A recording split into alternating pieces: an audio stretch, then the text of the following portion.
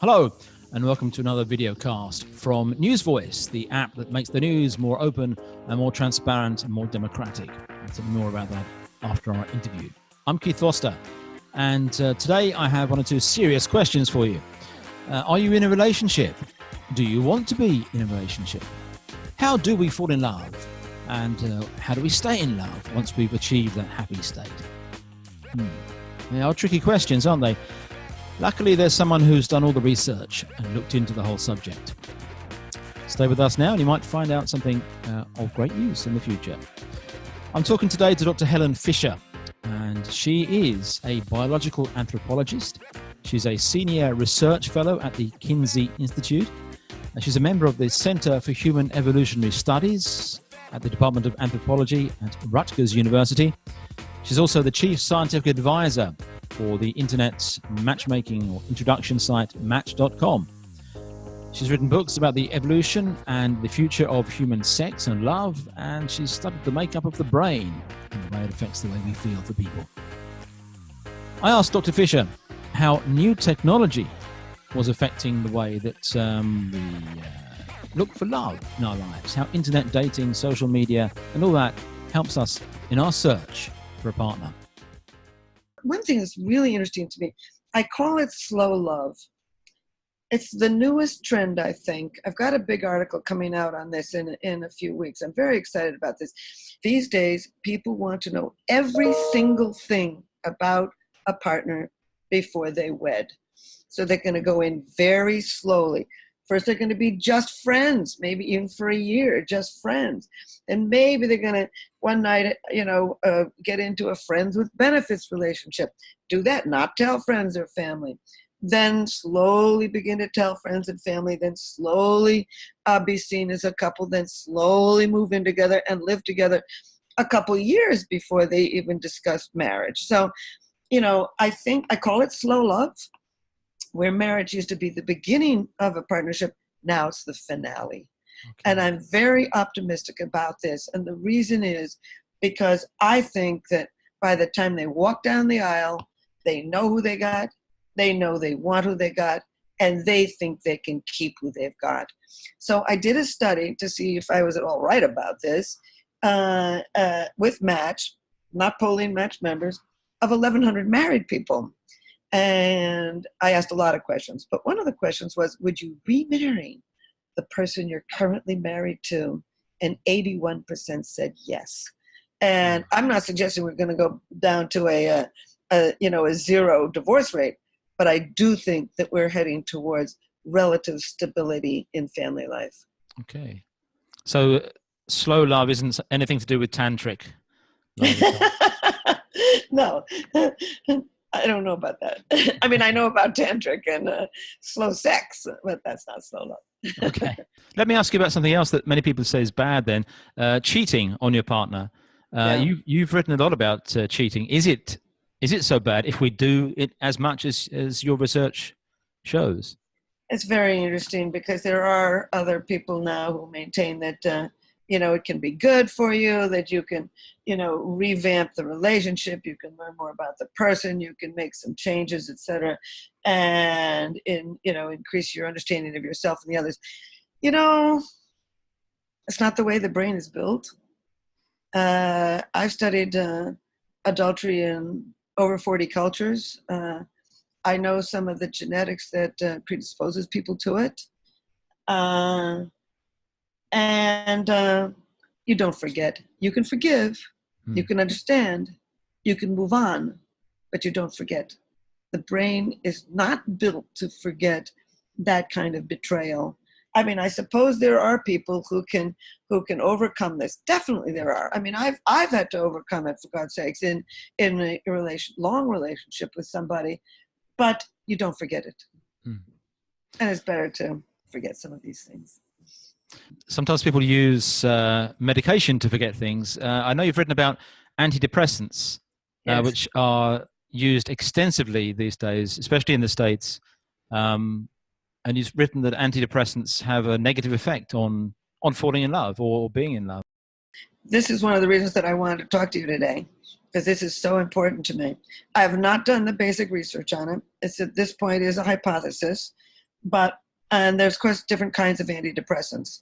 But what I'm referring to when I talk about this is the serotonin boosters, Prozac, Paxil, the newer one, Lexapro, Celesta, whatever, all of them. What they do is they drive up the serotonin system in the brain. They dull the emotions. That's why you take them, to dull the emotions. They make you calm. They make you sleep better. They actually make you gain weight, but then people don't tell you that, or at least the academic data shows that they gain weight. You gain weight, and they dull the emotions. Now, there's some people who need them. They are in such psychological stress that they need these drugs. The problem comes when you stay on them. The depression is gone. You've solved your problem, and you stay on them because you feel so calm and relaxed and in control. But the bottom line is the serotonin system, as you're driving it up, drives down the dopamine system. And it's the dopamine system that is associated with feelings of intense romantic love. I get a letter, email from around the world once a week. I got a stack of them like this, one page each, saying, oh, I was in a wonderful marriage with my wife. We have 2 small children, and we've been married 11 years. And she decided she'd go back to school, and she's gotten depressed. And so the doctor put her on this medication. And, 6 months later, she walked in to me and said, I don't love you anymore. I don't feel anything for you. Well, there's some people who staying calm is more important than their partnerships. Get off these drugs when you can. That's what I'm not an MD. I'm a PhD, but it's not hard to make the assumption that when you're killing or really numbing the emotions, you're going to numb some of the most profound feelings we've ever evolved, which are feelings of romantic love, attachment, and the sex drive. What plays the most important role then in falling in love? You've talked about different ways of starting a loving relationship. Yeah. It's so interesting because what we're seeing these days is this long pre-commitment stage, this slow love, and along with that, you can start anyway. You can feel a deep attachment to somebody in high school or college or at work, and suddenly you're free and he's free, and he says something funny, and boom, it can just trigger that feeling of romantic love. So it can start with an attachment and a real understanding of somebody, and then turn into intense romantic love.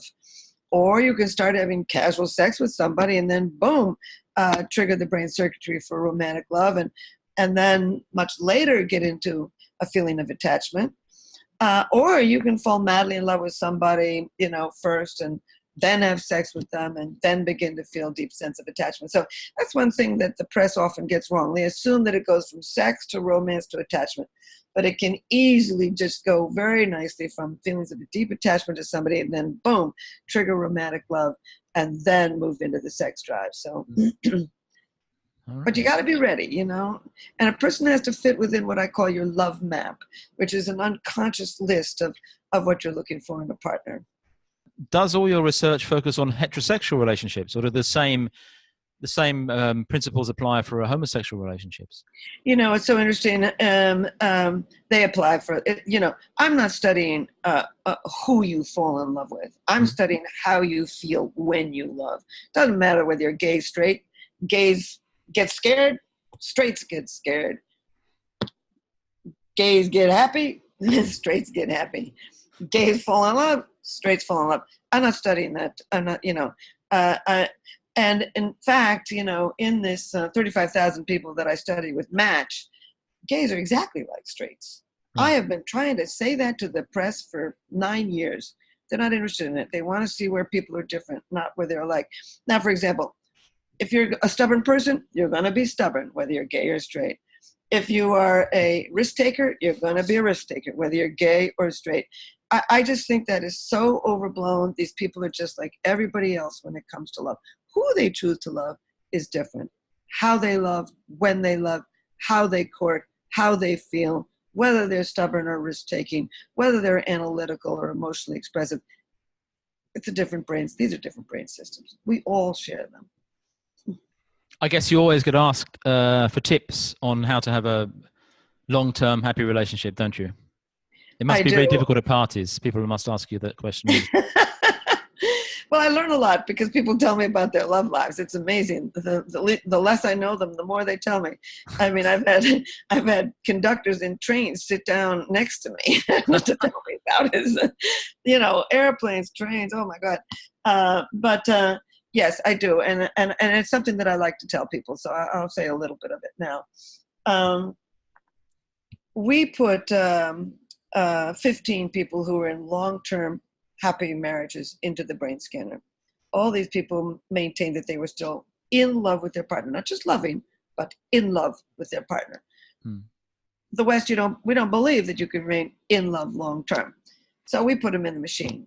And we found actually a great deal of the same activity in this brain region linked with intense romantic love, way in the base of the brain, that we find in new lovers. So there was some differences. Long-term lovers are not very anxious. New lovers are very anxious.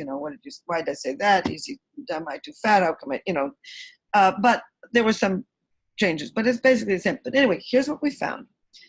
In people who were in long-term happy partnerships, showed accelerated activity in 3 brain regions. One linked with empathy, a second one linked with controlling your own stress and your own emotions, and a third one associated with what I call positive illusions, the ability to overlook what you don't like about somebody and focus on what you do. Mm-hmm. There's a huge part of the brain linked with negativity bias. We remember the negative for good Darwinian reasons. And that activity in that brain region actually reduces. So you're overlooking the negative. So what I try to do with my former partnerships and this one here, express empathy, control my own stress and my own emotions, overlook the negative, and also sustain all 3 of these basic brain systems. I think it's important to sustain the sex drive, have sex on a regular basis. I think it's important to remain in love. To do that, you've got to boost the dopamine system by doing novel things together. And also, you want to maintain the attachment system. That's the oxytocin system. And to do that, you just stay in touch. Just, get rid of the 2 big armchairs to watch television and sit together on the couch. Any kind of touch, any kind of walking arm in arm. Learn to sleep in, at least start the evening in the person's arms. Hold her hand across the table. Stroke somebody as you're walking through the park. Any kind of pleasant touch drives up the oxytocin system and can enhance or sustain feelings of deep attachment. So those are the 6 things that I do. Keep all 3 basic brain systems: sex drive, romantic love, and attachment, cooking in the brain, and also express empathy, overlook the negative, and control your own emotions. So I learned one other thing about sustaining a good relationship. I tend to do it naturally, probably because I'm very high estrogen, but for anybody to pass it along. When you say really nice things to your partner, it lowers their cholesterol. It helps with blood pressure and a heart rate. It lowers cortisol, the stress hormone, and it boosts the immune system. So when you say something nice to your partner, there's a real physiological benefit to the partner, but also to you. It lowers your cholesterol, reduces your cortisol, boosts your immune system. So one of the things that I say to people is say 5 nice things to him or her every day. And if you can't do 5, for God's sakes, do 3 or 4. Well, you've got a boyfriend, so you and I aren't in a relationship, but I'll say something very nice. It was a fascinating interview. Thank you very much for talking to us at Newsvoice. Well, thank you. I enjoyed it. Dr. Helen Fisher. And if you want to find out more about her studies on love and relationships and sex and all that stuff, then go to her site. That's helenfisher.com, quite simply. Now, if you want to go to a site or an app which helps you to find your way through the world of the media when it comes to news, then try Newsvoice. Newsvoice is very democratic in that every news story that we collect and put out has all the sources which are clearly marked as to which side of the political spectrum they're on. And it's also a place where you can affect the news yourself by writing headlines or writing summaries or upvoting comments or stories that you think are interesting. So give it a try. Go to your app store and download Newsvoice. I'm Keith Foster. Thank you so much for being with us. See you again. Bye-bye.